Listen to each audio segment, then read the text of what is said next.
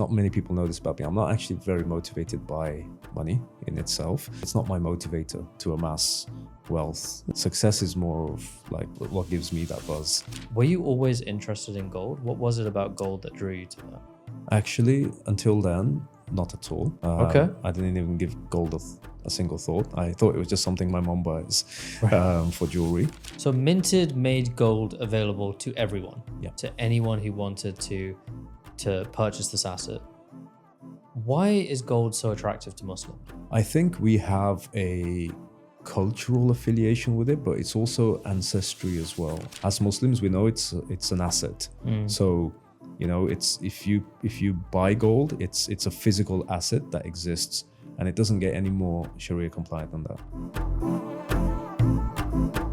In today's episode, I'm joined by Shahid Munir, a serial entrepreneur and the founder of companies like Minted and Minted Edge. We talked about everything from gold and why are Muslims so attracted to it? Could it replace existing fiat currencies and what the future holds? We also talked about the future of Islamic banking and finance in general and why so many Muslims find themselves being debanked just for donating for charities that they believe in. So, as always, I'm your host Areeb Siddiqui, and this is Muslim Money Talk. Before we begin, we actually noticed only about 10% of you are subscribed to the podcast. So if you like what you're listening to and you want to hear more from us and see more things Muslim and money related, then please consider subscribing and of course leaving this episode a like and share it with your friends, leave us a comment or a review, because it really, really does help us out and help more people to find us. Thank you. Now back to the show. Shahid, assalamu alaikum. Wa alaikum salam, Areeb. Welcome to the show, man. Thank you. Honestly, it's such an honor to bring you on here because you're one of the people I've known for the longest in this industry. I think 5 years ago when we started Kestrl, That's right. Minted was like going through it. You guys were going from strength to strength, mashallah. Really, you've been trying to follow in your footsteps as an Islamic fintech. So Amazing. Real honor to have you here. And Thank you. we're on the road for the first time. People might recognize the studio from some other podcasts, but we're here in Dubai, hijacking some other people's studios. So yeah, thanks for welcoming us to your city. Thank you, Areeb. It's a pleasure to have you here, and pleasure to be here as well. It's as I was saying, it's not something I do too often. So, Yeah. So, but you know, it was when you asked, I couldn't refuse. Alhamdulillah, thank you so much. Thank you so much. There's so much that I want to get into with you. I've always seen you as kind of the gold expert. Yeah. And that's such a passionate topic for Muslims around the world, and not just Muslims, a lot of people, especially as gold prices are rallying now. Sure. You're a serial entrepreneur, someone who has made hijrah from the UK over to here to the UAE for a variety of reasons. And I want to discuss how is the UK ecosystem for startups versus the UAE, as well as what the future of payments and banking might look like for the Muslim world. So before all of that, I'm going to do what I usually do, which is, did you imagine as a kid that you would be doing this, being a back-to-back entrepreneur, being out here in the Middle East? Is that ever something you imagined for yourself growing up? I think Middle East, definitely not. An entrepreneur, I think it was ingrained into me from the very early years. Just watching my father go through that journey, albeit at a small scale, but still, going through that journey.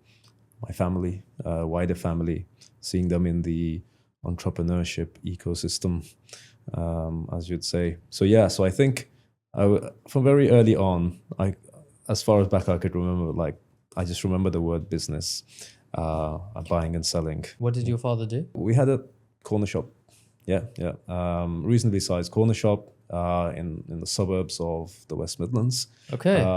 And we lived behind and upstairs. It's literally, the shop was literally our front room. Really? Yeah. Wow. And whereabouts in the West Midlands? Stourbridge. Stourbridge. It's a small town called Okay. Stourbridge. Yeah. Okay. Wow. Fantastic. But that was almost like your education into business, and you thought that is something I can do. That's something that you want to do going forward. Absolutely. But then how did you find yourself in this world of fintech and payments? Interestingly, look, I still remember in year 11, my science teacher, Dr. Areeb, telling me, he's like, Shahid, you're at a position where you're at a juncture in your life now. You can choose what you want to do. You've you've got the grades across, the spectrum of subjects. So now it's up to you to decide, what do you feel like specializing in? What do you want to go into?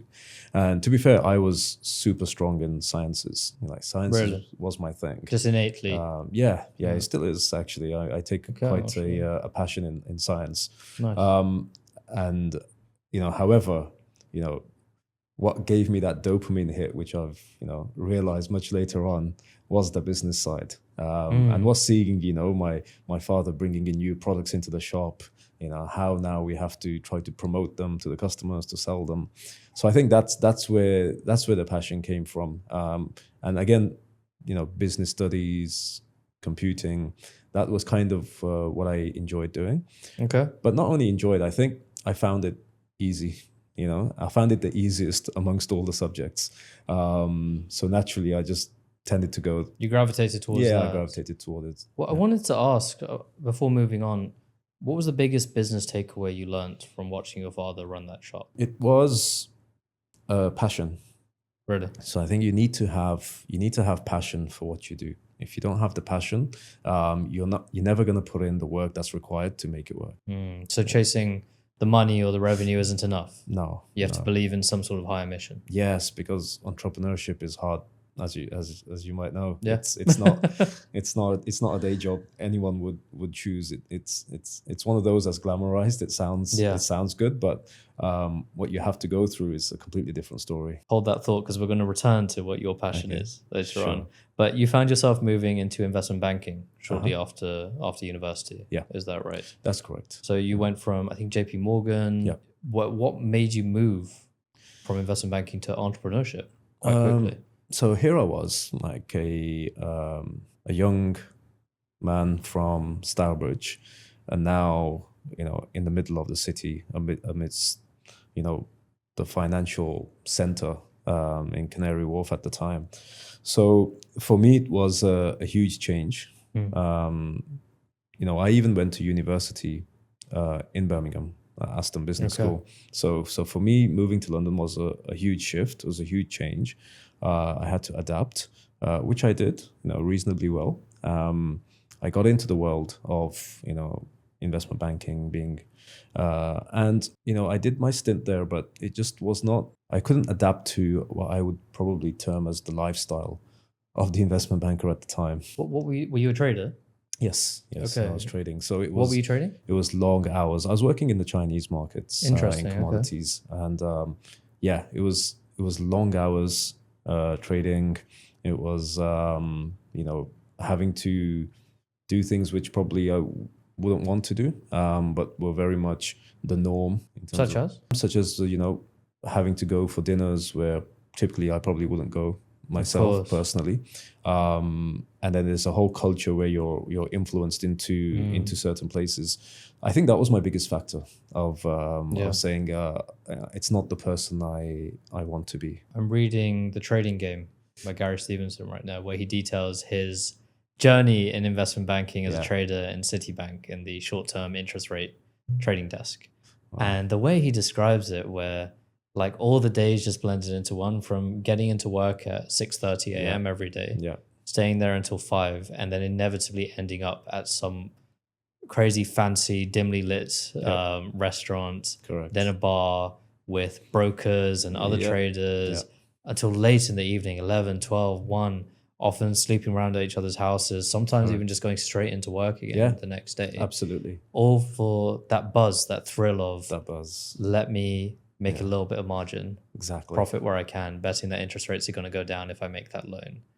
And you never caught that bug yourself? It was never, I mean, look, I've, not many people know this about me. I'm not actually very motivated by money in itself. It's not my motivator to amass wealth. Success is more of like what gives me that buzz. So being in that environment, there was no work-life balance. It was just work, and it was aggressive to try and, as you said, make as much as you can. And I guess I also saw it ruin lives as well. Really? So I spoke to people who were, post their investment banking career, and just saw what it actually did to them. and felt this is not how I want to end up. And again, it was taking me away from my true passion, which was entrepreneurship. I knew I had to do a stint. Why did you feel you had to go straight into the corporate world? Because I always feel if you don't do that, you'll always reach a ceiling in a business. I mean, there's plenty of examples of people who've broken through that ceiling without having any exposure to the corporate world. But it just sets you up nicely to understand how things work in the world of business and generally in the world as well, interacting with different people. So I do feel it's it's something which sets you up for not only business skills but life skills as well. I've certainly found that in my own entrepreneurial journey. We started Kestrl after I'd spent 7-8 years in management consulting. Okay. And I'm still shocked at how many doors open when they hear that, you have a big name on your CV. So I was at Deloitte and then PwC. Yeah. It matters. Like it may not be fair, but that signaling does matter to people. It does. Yeah. Okay. So it's like validation almost. Yeah. People need that validation. That's right. You said something interesting earlier where you said you weren't motivated by money, you were motivated by success. Mm-hmm. So what does success mean to you? You see, I'm a builder.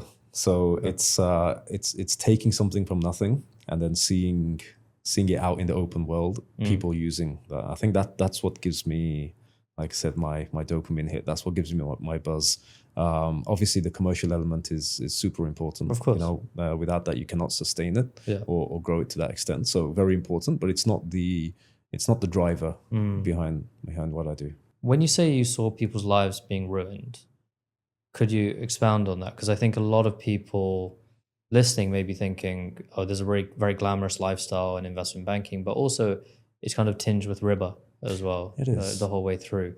And a lot of people don't always see the impacts and the detriment to that, Correct. Especially when you're making money from it. Yeah. But what did you see in that lifestyle? What I saw in that lifestyle, and like I said, when I come on to like the people that I saw who post their career, actually what many people don't think is health issues were the biggest factor. Really? You've got people with health issues starting in their mid-30s, high blood pressure and depression and all the stuff that comes with it. It's almost celebrity-esque when you think of Hollywood celebrities at times and some of the troubles that they go through and the music career goes through. Okay. And so it's kind of tainted with very similar traits in that industry as well. And it kind of makes sense because, again, like you said, the long hours, the long socializing, the environments that you're socializing in, the people you're socializing with, they all play a factor in shaping who you are as a person. Absolutely. It creates a norm which is not really the norm for most people. Yeah, it's your own little bubble, this weird universe. And then when you step out of it, you just feel like you don't really know how to function. That's it. Yeah. I had a slight taste of that in management consulting, and that's kind of what motivated me to just say, I don't think I can do this. Yeah. Like when I was helping big banks and wealth managers to launch digital products that were all riba-based things I couldn't use, my family couldn't use, my community couldn't use. And I was like, what on earth am I doing this for? Yeah. At the end of the day. And plus, to get ahead in firms like that, not always, it's changing now. But there is a lot of socializing in environments that aren't really conducive to a Muslim. Yeah, absolutely. Yeah, and that's just unfortunately how it is in a lot of the Western world. But tell me about how you broke away from that to pursue your true passion then. Yeah, so this comes on to like a slightly earlier journey where I have been fascinated with computers and programming since I was probably 7, 8 years old, really? Which is very early. And again, kudos to my father who bought me my very first PC at the time. Wow. And it was a PC in the sense of it was a shell, which I would break every other day in terms of by running different programs. At 7 years old? I downloaded, yes. What were you doing at 7? Yeah. I was installing a program that was meant for a different operating system version, like a different Windows version, and so it would just break the whole thing. And then my dad used to be like, well, fix it. So you had to figure it out. I had to trial by out. Fire. Yes. Okay. Yes. Okay. So yeah, by learning, it's actually interesting because thinking back, these days we have so many tools available to us. We have the internet, we have AI now Yeah. to give us the answers in quick time. Back in those days, you had to problem solve. It was books. It was by asking experts. Yeah. And I think we're losing a bit of that in modern times. Absolutely. Yeah. Absolutely. I think respect for subject matter experts, for scholars, for people who've put in the work to Absolutely. figure things out, that Yeah. is really, really depreciating in Yeah, our time. it And really we're seeing is. that. But I think it means that for people who put in a little bit of the extra effort, Yeah. who, I don't know, read 10 pages a day or, Yeah. or look to do that, they can really, really become experts. Correct. Whereas in the old days, you had to do a lot more Yeah. to really become that SME. Correct. So you went on to found your first company, is that right? Yes. So actually, through that journey, again, we had a corner shop per se. My very first, I would say, entrance into entrepreneurship was it was basically in the times where I happened to stumble across a supplier of phone cases. So fascias for the Nokia phones. Okay, different kind of phones for Yes, people listening. Right. They were interchangeable fascias. Yeah. And I managed, and I just bought some, and I remember displaying them under the counter in the shop. Yeah. And before I knew it, they started selling. Really? And that was a great little small venture that within the shop itself. And then my second one was whenever it come around late October, it became fireworks season. So my father would say, okay, now you come with me to the fireworks supplier and you choose Which ones you think will sell in the shop.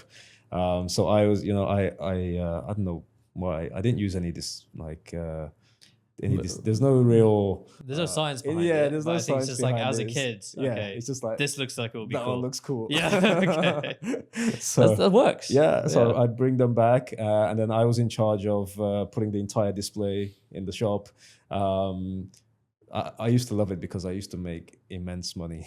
Really? Oh, the markup was incredible. Wow. So every year, then it just became, that's my time to make. Yeah, to make some cash. It's my season. Wow. Okay. To make cash. Mashallah, it sounds like you owe your father a lot I for do. those lessons instilled in you early mashallah. on. Okay. Yes. Incredible. And then you decided enough was enough in investment banking. Let me go on to found my own thing. Yeah, I think rewinding. I remember finding out that you had to be 18 to register a limited company in the UK. Right. Okay. So I bided my time, and I still remember that day in college where I registered my first limited company, which as an 18-year-old. Probably more common these days, but back in then, it's not something you'd think of. I don't think it's still that common. Yeah, to do. So, but Yeah. to do what though? It was really, again, my passion of computers. It was building PCs, fixing PCs. That was my first foray into entrepreneurship. Okay. On my own. Again, Michael Dell-esque. Yeah, basically. Michael Dell-esque. Right. Yeah, Okay. bringing the parts. Yeah. I remember at that time the website that launched was ebuy.com. So I'd go on ebuy.com, I'd order all the parts, bring them, put the PC together, and then sell that on to people. Wow. So that was quite an interesting. Were you doing time that in throughout life. university? At Aston? Throughout college. I was doing that throughout college. And then I kind of honed in on my software skills. I started doing web design. So I started making websites for different companies, from local real estate agents, to like e-commerce websites selling bags. At that time, I think tech knowledge was few and far between. It would either cost you a lot of money to do something of that line. So it wasn't the gig economy that we have today. That didn't exist back then. So I was reasonably successful at that. And then I remember one day my uncle came to me. So my uncle ran a huge telecoms firm. And he came to me and he said, "Shahid, will you build me a website? I need a website. I'll pay you £1,000 a month." And at the time, I was like, "Whoa!" I was like, happy days. I was like, I'm all in. So I'm doing university, and at the same time, I built my uncle his website for telecoms. But then, as I built the website, he actually introduced me to somebody. I still remember his name, Steve. He introduced me to his he's expert, he's lead engineer who was running the entire telecoms infrastructure. So his name was Steve, and Steve would just be on the phone to me. I'd ask him questions for the website. Shall I make a section about this? Tell me more about it. The more he would tell me, I think he realized and he identified that I had something where I'm more interested in the programming side as well. Yeah, more than just being a website designer. Correct. Yeah. Right. So he actually trained me and taught me how to build phone systems, PBX systems. Wow. At the time. He's like, have you got any spare PC lying around? I was like, oh, absolutely. I have plenty. So I grabbed one, connected it up to the network, and then he actually taught me how to build an IP-based telephone system on a PC. What did he get out of that? He just wanted to teach you. Yeah. Wow. Yeah. Which again, I'm immensely thankful for. That he took the time out to do that. So when you say a telephone network, explain what that means. What do you So mean? essentially, when you are in an office, Yeah. you'll see every desk may have a phone system, a handset. That handset is an internal handset, so you could dial internally to speak to someone, and then you can dial an outside line and speak to the outside world and receive calls. So it was in essence building exactly that, the engine that powers all of those phones internally. Okay, I'm starting to see a linkage between payment systems as well. Yeah. But yeah, okay, that's very there's a huge link. Yeah. Wow. So once I started doing that, I then realized, I said, okay, well, I can start building phone systems and selling them to local businesses. That's exactly what I did. So I started putting these little phone systems together. Ultimately, at that time, then I shifted to the cloud. So I started installing phone systems on the cloud. And again, I'd go out to local businesses and say, why are you going to pay, 20, 30,000 pounds for a phone system? Pay me, I'll charge you monthly for each handset. So it was the SaaS, the beginnings of the SaaS. Beginning of the software as a service model. And rental. And this is what, mid 2000s? Was it? It was mid 2000s. Mid 2000s. Yes. Okay. 2005, Wow. 2006. All right. How did people react when you just walked into their shop? Funny story. They always thought I was the engineer. Really? Working for a huge company. Right. And I would play along. So you'd never correct them? No. So I'm just an engineer. Yeah, for this I'm just massive an engineer. Yeah. What was the name of the corporation? At the time, it was YCV Business Telecoms. Okay. Which then transitioned into Air 21. Air 21. Which was Air 21 was an interesting one. I walked into a call center one day because they needed a phone system for their admin office. And I was like, yeah, how many handsets do you need? And there's like, yeah, we need 15 handsets, phone system for the admin team, ops team. I said, great. And then I remember looking through this glass pane and I saw nearly 150 people sitting on the floor. And I said, what do they use to dial out? And it's like, that's something called a dialer software. I was like, what's that? An auto dialer. I said, what does that do? He goes, you upload a bunch of numbers, thousands and thousands of records of numbers, and the dialer will automatically dial them. And only when someone answers and says hello, it connects to the agent. Oh, so these were people just doing like cold outreach, cold calling. Yeah, so instead of them having to click a button or dial a number themselves, it's just constantly cycling through the system until someone picks up. That's right. Wow, okay. And I said to them, well, how much did you pay for that system? And they said, we paid nearly £200,000. And every time we get a new one, it's another license of £5,000. I was like, I remember walking out of there thinking, I'm in the wrong business. Yeah. I need to figure out what this dialer software is. And that's exactly what I did. I went back home, I did my research, put a small team together. 6 months later, we launched Air 21, which was one of the first hosted cloud-based call center dialing platforms. And then, alhamdulillah, that scaled. It scaled rapidly. I come from, I don't like the journey of raising funds, getting investment, because I think alhamdulillah, I've been fortunate where that first business, Air 21, my first client's deposit was my seed capital. So you bootstrapped your businesses. Have you Yeah. ever taken capital investment? For Minted Gold, I did. Okay. Yes, we'll come on to that. MashaAllah, incredible. Incredible. I mean, so many of us, when we do start the fundraising process, it can be fun. There's lots of ups and downs, but it's all you're going to be doing. Sure. It takes you away from actually building, from talking to customers, from getting in revenue. Yes. That's the thing. Yes, So which I to think be is super free important. of that, to be free of that is incredible. Again, not everyone has this opportunity. I was fortunate that client took a gamble to say, oh, you know what, you're a new company. But then again, he was about to save nearly £150,000.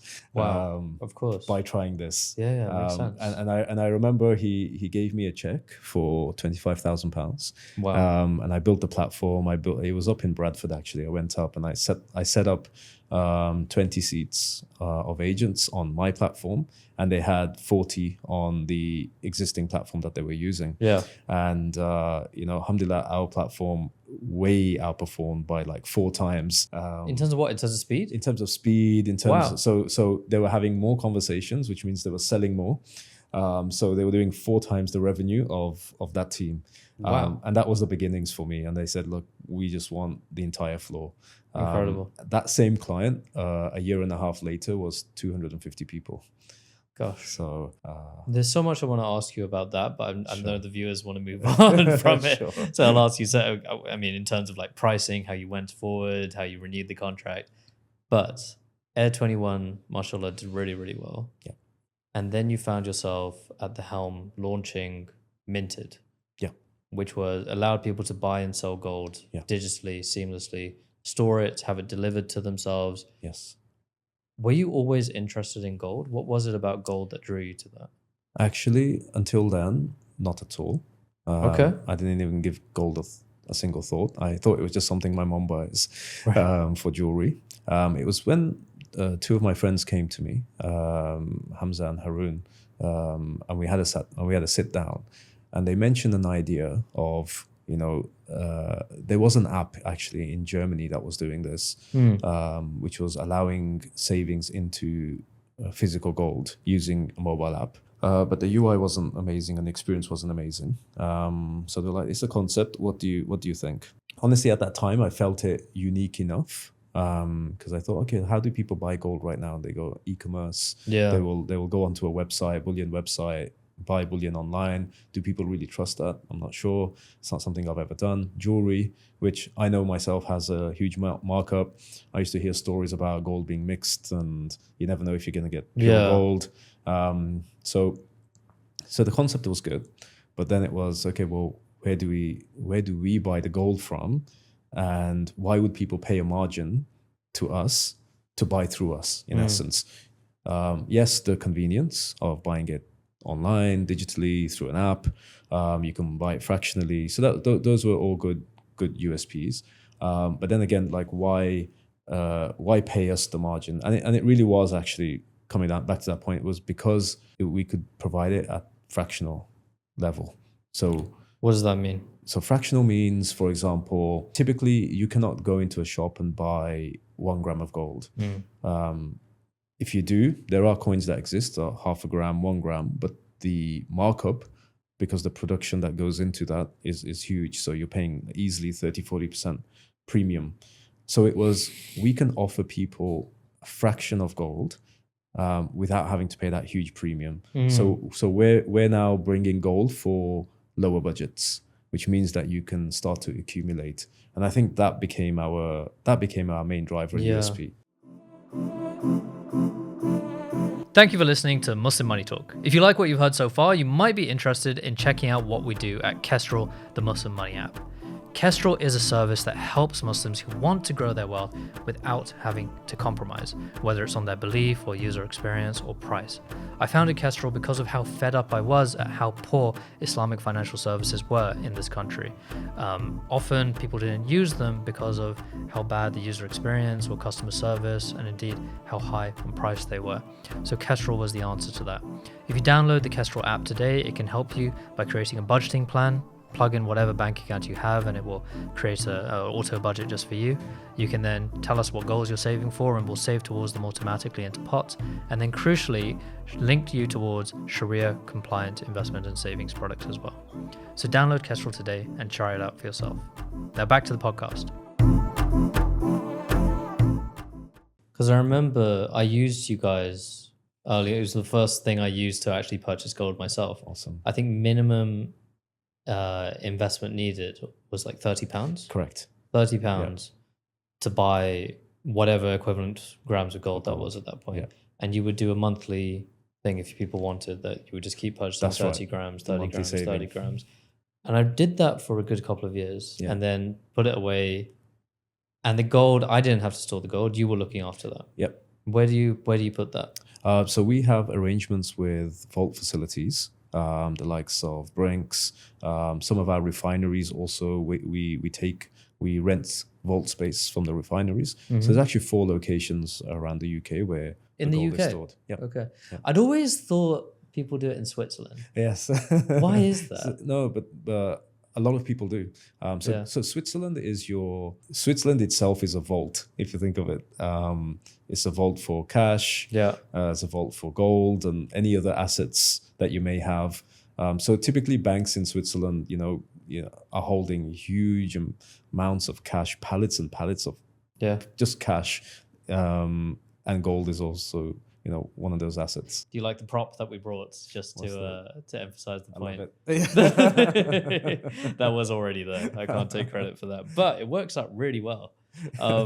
Okay, but you also had a facility that if I wanted to bring the gold to myself, if I wanted to hold it in my hands, you could actually offer that facility to deliver it. Correct. Okay, so was that part of the basis for having it stored in the UK? I think that actually came from, we want people to trust us.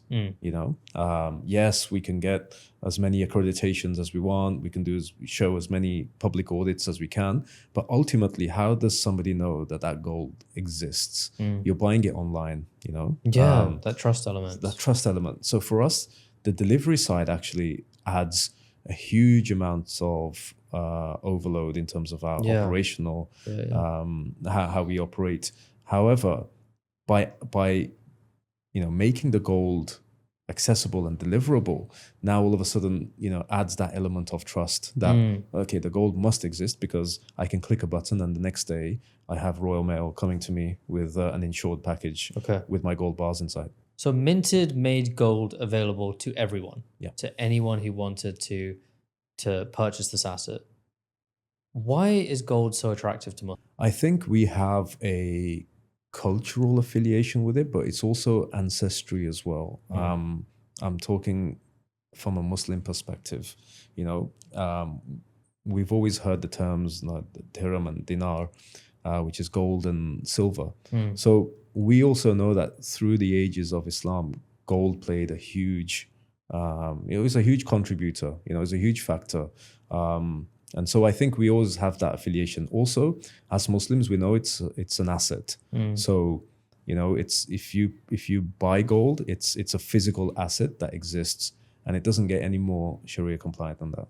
Exactly. And in today's times, where fiat currencies, pounds, US dollars, Abu Dhabi, sorry, UAE dirham, none of them are linked to physical assets anymore. There used to be something called the gold standard, where whatever cash was in circulation had to be linked to a real amount of physical gold in a vault.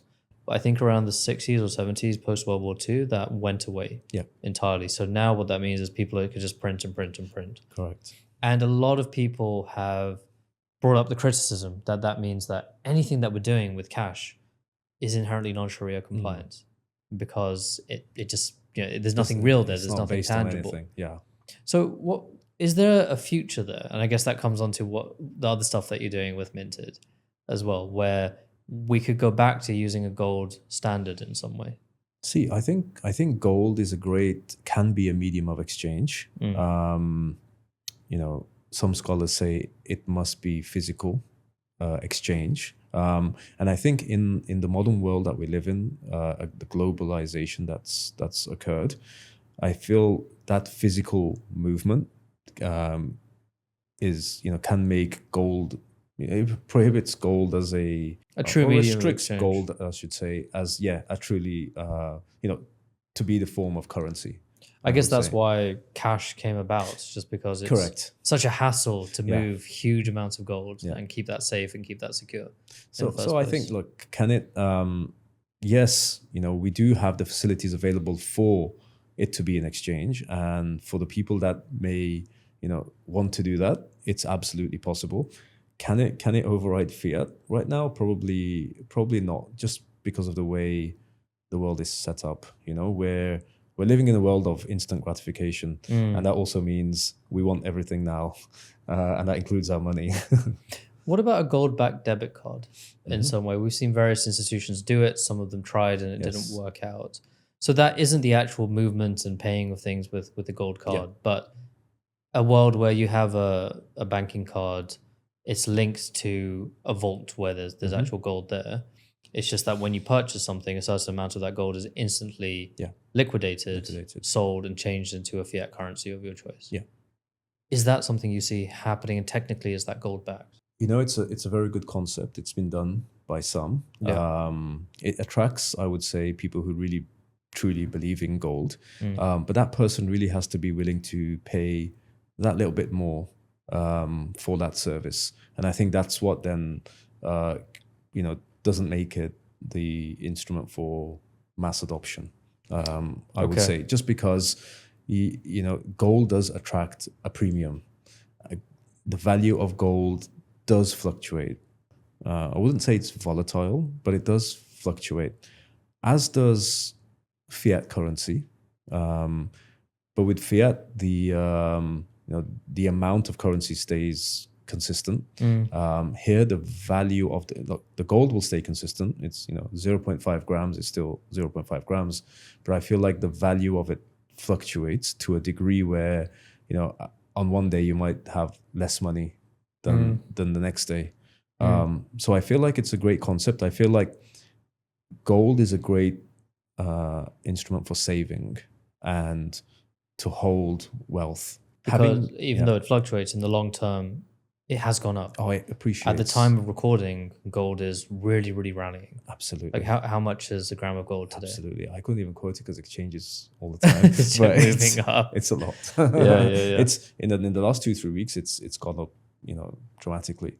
But having a card attached to your gold so it's more accessible, that's a great idea. Because otherwise, having to liquidate your gold, sell it again, get the funds, move the funds into your account to then be able to use it. To be able to, I think that's what a card achieves. Yeah, it's an additional cost for the bank, I would say, or the payments company that's providing this. However, having the card attached, it allows that accessibility. Yeah. Would I use my gold card for everyday spending? At this moment in time, probably not, just because of the cost to be able to do that. But having the card for to access my gold, that's a fantastic concept. We're seeing a lot of people do that recently at Revolut.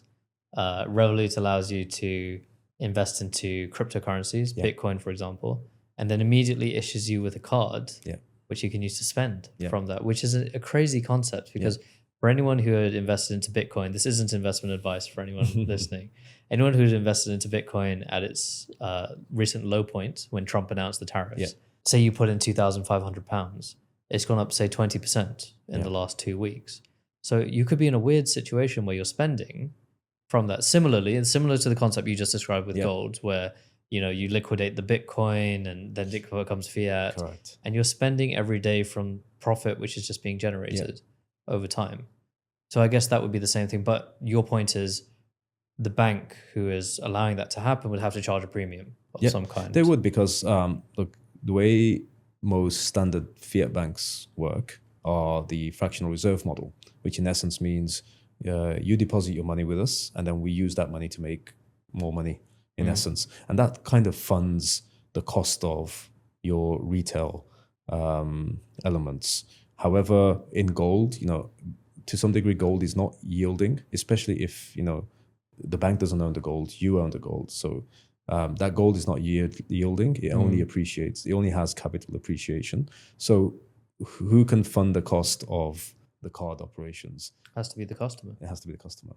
Yeah. I see what you mean. Okay, because it's not a fractional reserve model, the bank can't do anything with it. But I think that's why it's so appealing to the Ummah, where there's this idea that, the banks, even though I'm not getting any interest in my money, even the money in my current account, it's just being lent away and the bank's making money on it. Correct. Anyway, from my hard-earned halal money. Whereas with gold, there's nothing you can do with it. Yeah. It's stuck there. Correct. Maybe people would pay a premium for it. I don't know. Stay tuned. Maybe there's something there. Okay, so with Minted, you ran that for a while, but then you decided to take it to the next level. Was that right? And that found you coming out here to the UAE. Yeah. So I think spending 2-3 years in the fintech industry, I would say from 2018, you learn a lot. And then also holding an EMI license, it teaches you a lot about the fintech ecosystem, the compliance that's involved. And you're getting involved in a lot more than, what you offer, which is gold. So, we had our B2C proposition, which is the gold app, but we also had an FCA license where we could hold money, hold funds. That was the electronic money license. That's right. Right. Yeah, Okay. yeah. And I think that's where, what we could offer as a solution, it kind of, broadened. And hence why we started looking into payments. And it actually happened by accident. I actually came here in Dubai just before Ramadan 2023. So Okay. around early March. And I came here to speak to one of the government organizations here to embed gold into their application, in essence. That was the whole reason I decided to do it. The contract value was good enough that I could, afford to make that move and make that shift. Okay. So that was the basis I came here. However, when you land in Dubai, you meet a lot of people, and when I see you meet a lot of people, is I started going to networking events. Yeah. And one thing I realized is people come to Dubai looking for an answer sometimes to some of the challenges that they're having in their local markets, or they've outgrown their local ecosystem. They want to go to that next level. Let's go Dubai and network. Let's see, what's out there, what's the new thing. So I was coming across a lot of these type of people, and I happened to come across a Muslim NGO organization who were having challenges with their banking. They're not doing anything out of the ordinary. They're providing humanitarian aid. Yet, banks don't like to be associated sometimes. Not all banks, but certain banks don't like to be associated with those type of organizations. Specifically Muslim organizations. Yeah, basically Muslim organizations. Or sometimes where the territories that the organizations operate in, Yes, or where fundraising they're giving for. charity to. Correct. Yeah, Yeah. of course. So that poses challenges. It's a problem. So I was faced with this problem. Like, can you help us solve our banking challenges?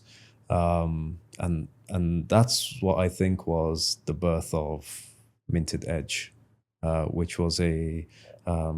Do you want me to describe it? Yeah, This is- please. So Please. Minted Edge is a aggregator of banks, EMIs, payment companies, all onto one single platform, where you now have a banking partner almost, or banking liaison service as Minted Edge.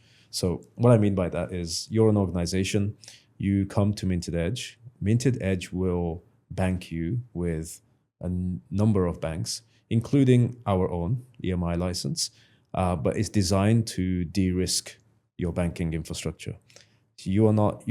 All your eggs are not in one basket. So explain to me how that works exactly. It's that as a charity, if I'm using one bank to store all of my donations and to give donations out to different places, there could be a risk that one day that bank says, by the way, we're pausing your account. Yeah. We're debanking you. Correct. For whatever reason, but they can do that. And they don't have to give a reason. Yeah, absolutely. It's mostly happened they to so don't. many people in recent times, Nigel Farage included. Yeah. So what you're saying is you can immediately switch them to another bank account. Yeah, no, our platform will do that automatically. Our platform will de-risk you. It will hold funds in multiple accounts. Oh, I see. Okay. But then we're also a layer between yourselves and the bank. Where we have a very, very, very talented compliance, banking, and payments team, which speaks to the bank on your behalf. So most organizations will approach a bank, but not have the internal know-how to get an account at the end of it because of the huge complexity in the bank's compliance and the questions that they ask. and the manner in which they want the frameworks put together. What are these questions? agreements put Can you give me together. like a mock interview? Okay, interesting. it's So, how many countries are you sending funds to? Okay, so I'll say, 12 different countries. Most of them are in the Middle East, in Okay. conflict zones. Okay. Yeah. Wow. Thank you very much. We'll see you later. What? That's it? I failed the interview. No, I'm joking. It's it poses a challenge. I mean, information gathering is Yeah. what delays the process. Okay. Banks' compliance teams are so overloaded Yeah. that, if there's an easy account here, I'm not going to spend my time, 10 months more time going through Yeah. this account. And sadly, we live in a commercial world, so that's how it works. So, a charity will have to wait 4 or 5 months, longer than, an average trading company, for example. Yeah. Just because of the nature of what it does and the complexity they Of involved. course. It's as a charity, you don't KYC every single customer that donates to you. I always think In about essence. that at the masjid, Right. Where Yeah. people go around with the bucket collections, and then you don't know sometimes who these people are, and yet the bank Exactly. is going to ask you, have you done due diligence on each Exactly of these that. people? So I mean, look, Yeah. it's practically impossible to do, but there's measures that you can put in place. Like if it crosses if a donation crosses a certain threshold in terms of the amount or frequency, or within a year, then you do your due diligence on and find out who that Fine. individual is Fine. that's giving you those funds. But it's having all those things in place, which is what where we support the organizations to do. Amazing. We speak the bank's language, so we're there on your behalf to speak to the banks. So Minted Edge is almost like an open banking platform for charities. Would yeah, call if you it think about it in that respect, yes. Yeah, because yes, you're we connecting them. aggregate. You've got API connections with each of these Correct. different banks. Yeah. A single charity can come to you and say, okay, we need 5 bank accounts open. So even if 2 of them close down, 3 of them close down, 4 of them close down, we still got 1 up and running. So we don't have to halt our donations, which is our Correct. essence and everything we're doing. Yes. Incredible. And that's what brought you out here to Dubai to do. It did, yeah. I mean, look, most of the organizations that we help and the clients of ours are in Western jurisdictions, so UK, Europe, USA, Australia. So that's where all our clients are. But we operate out of Dubai. I wanted to ask you, as an entrepreneur, leaving the UK and coming here to Dubai is becoming more and more popular, I'm finding, or just leaving the UK in general. Is the UK still a good place to do business, to be an entrepreneur? It is. Look, I think we, like most of our business, comes from the UK. Yeah. In essence, we still operate in the UK. We have teams in the UK. It's a great place to do business. It's a great place to be from. To say that we're a UK based company. I think the challenges that you find is with the emergence of AI as well, is if you have a business idea or if you have an idea, you need to take that idea to market as quickly as possible, or you get left behind, or your idea is too old, or it's out of date. Now, what you find in the UK is we are inundated with distractions, but also a slower work ethic. We work a certain amount of hours a day. We're up at the 9 to 5 model, and if you want to work outside that model, you cannot, because no one else is. So I'll work up until midnight, but try arranging a meeting with somebody in the UK at midnight. No one's coming out. And I think that's what makes Dubai and the UAE in general attractive. It literally never sleeps. It's open all hours. Someone called me at 1 a.m. last night. Yeah. And picked up the phone and they said, come for a coffee. Yeah. It's like, what? They said, okay. So I went downstairs, we've had a coffee, we had like an hour's meeting at 1 a.m. I prayed Fajr, went to bed, woke up again at 8. It's like, wow. That's very normal here. It doesn't surprise me because it's so normal. Wow. Yeah. I will have meetings at 11 p.m. Yeah. At midnight, at 1 a.m. And it's just considered normal. The norm. Probably because there's so much lighting here as well. Yeah. The lights are always on. Yeah. It's a beautiful place, but are there aspects of the UK you miss, or do you think that the UK brand still holds enough power or weight that people respect it here? Do you find that you're able to leverage that, I'm from the UK, how to base their, I worked in massive investment banks in the UK. Do people respect that here, or does it not really matter anymore? Absolutely. Look, I think the UK has an incredible heritage of rules, regulations, laws, and infrastructure and frameworks. So when you say that you were based in the UK and you've come here and you're from the UK, it almost gives people that reassurance that you conform to those at some stage, that those frameworks and those regulations. So it makes it builds that trust, and the UK is a huge brand, huge brand, and I think saying you're from the UK, it holds value, absolutely does. Okay, incredible. So I guess what's next on the cards for you? Yeah, for me, I think Are you all in on Minted Edge? I know you're doing some other stuff as well. Yeah, I mean, alhamdulillah, Minted Edge is growing rapidly, and we've grown to a team of 55 now. 55 overall. Yeah, all based in the UAE or globally? No, half in the UAE and in London and in Pakistan as well. Wow. Yeah, mashallah. Okay. And Poland and Turkey. Okay. Yes. This is very normal for a modern company. Yeah. You have people everywhere. So Minted Edge is growing. We're growing our partnerships. We've just launched a new service, which means we will bank a company regardless of their jurisdiction. Okay. As long as they're not in a hard sanction country. So so you could be a Dubai company and we'll give you a UK bank account, a multi-currency UK bank account, and that allows you access to do business in the UK, and the same with the US. Wow. Okay. Because what I've noticed in the foreign exchange game, I've had a conversation with like 3 people in the last day about FX. The way that Revolut does foreign exchange is that it seems like they're opening an account for you in whatever country you go to spend in.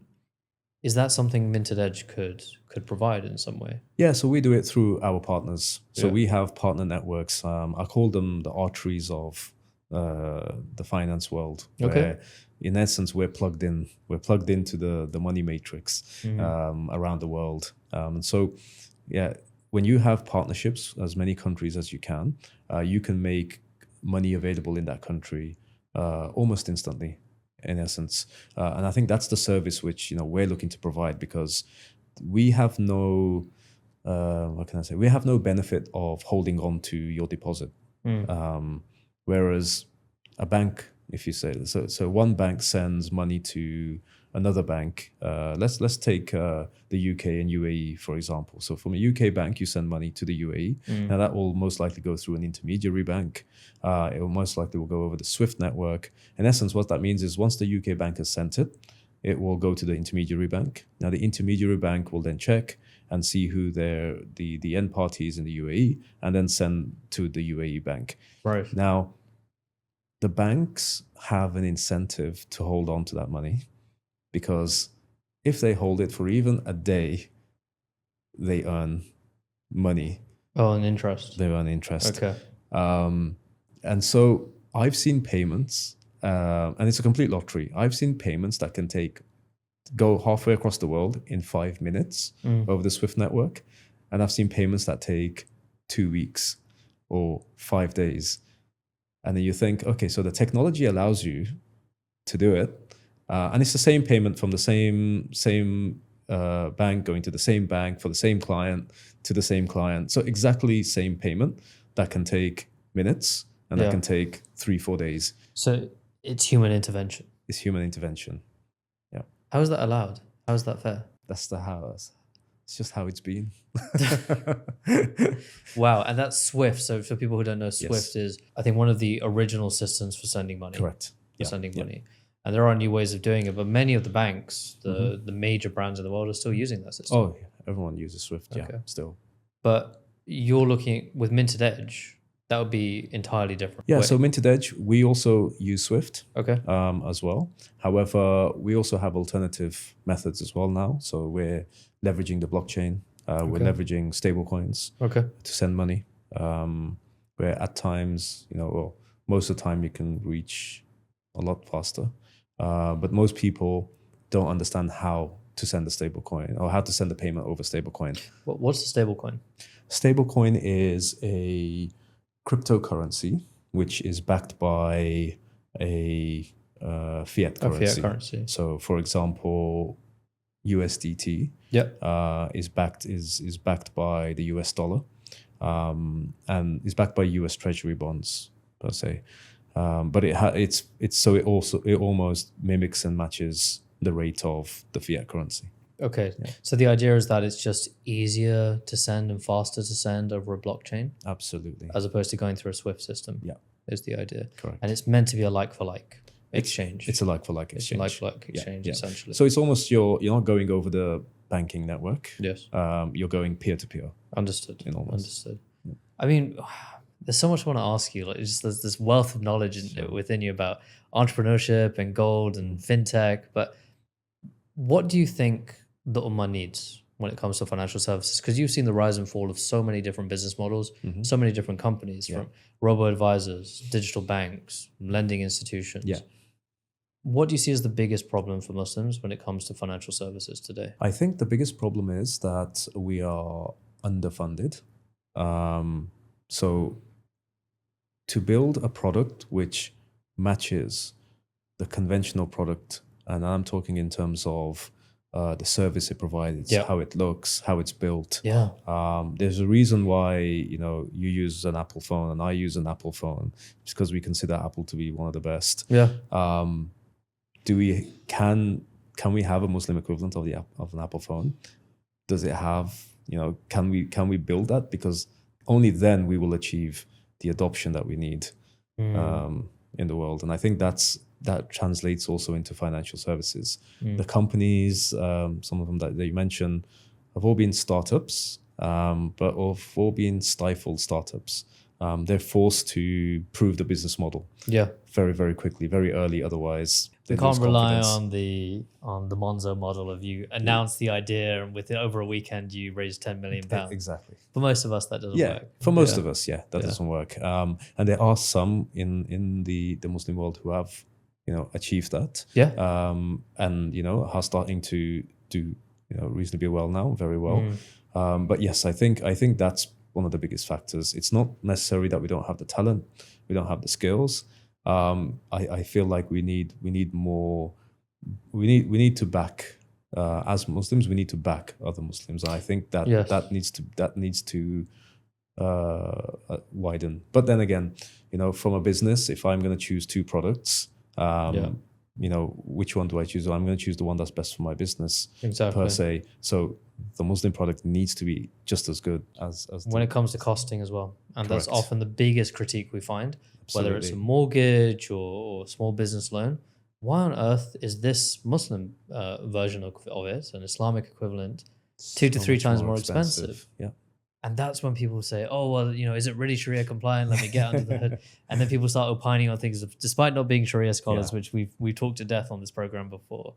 But I really think that's it. Yeah. Right? It's the cost. And in the UK, at least, it's not exactly the fault of the institutions. There's a cost of capital issue. There's not a lot of liquidity available. So for people to run, that's what it has to do. But it sounds like what you're saying is more businesses built by Muslims for Muslims is what we need.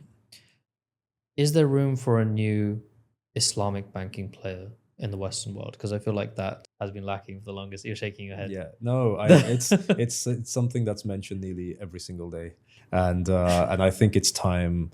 I mean, look, there's been people who gave it a shot some years back, and then unfortunately the circumstances didn't work out. But I feel like with the right people, actually, I'll go back. For that to happen, it has to be a collaborative effort.